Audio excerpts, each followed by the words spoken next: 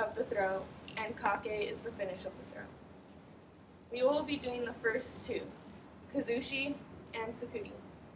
And we will be doing this in the form of an uchikomi. This is important because for everyone's safety, you guys can't be throwing each other since you guys have not learned how to fall yet. So uchimata, the inner thigh throw. If you pay attention, the tori, which is in white, is throwing the uke using his leg and hitting the inner thigh of his opponent to knock him up and throw him onto his back.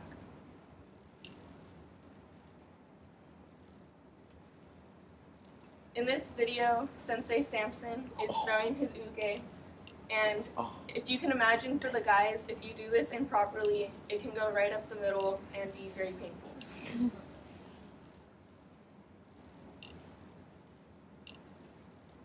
So can I have everybody stand up and spread out? Your leg is going to be going up, so you don't want to be hitting any tables or people, and you can really spread out as much as possible.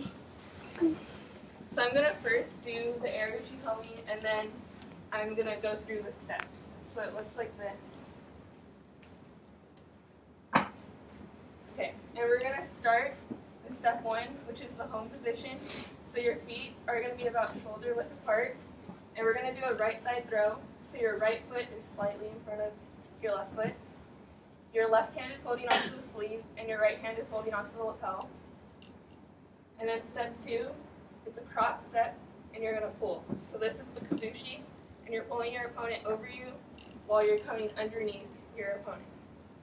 So home position, cross step, pull, and then back foot back.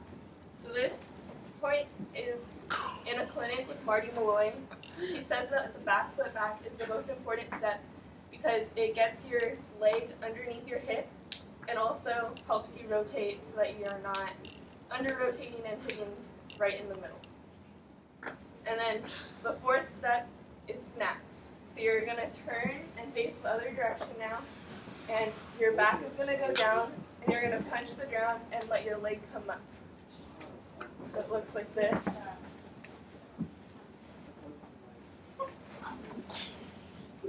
And for the fourth step, in a clinic with Sensei Israel Hernandez, he says that this is very important because you want your back and your leg to be moving at the same time and staying in a straight line. If you don't, then your back is going to bend and your leg is not going to come up, and your leg is what is driving your opponent over your body.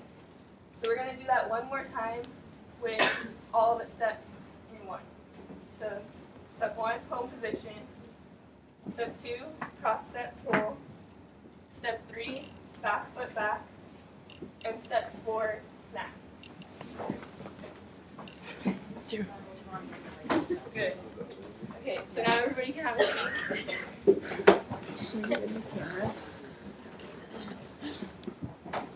I hope that everybody was having a little bit of fun with that. Uchimata is one of my favorite techniques.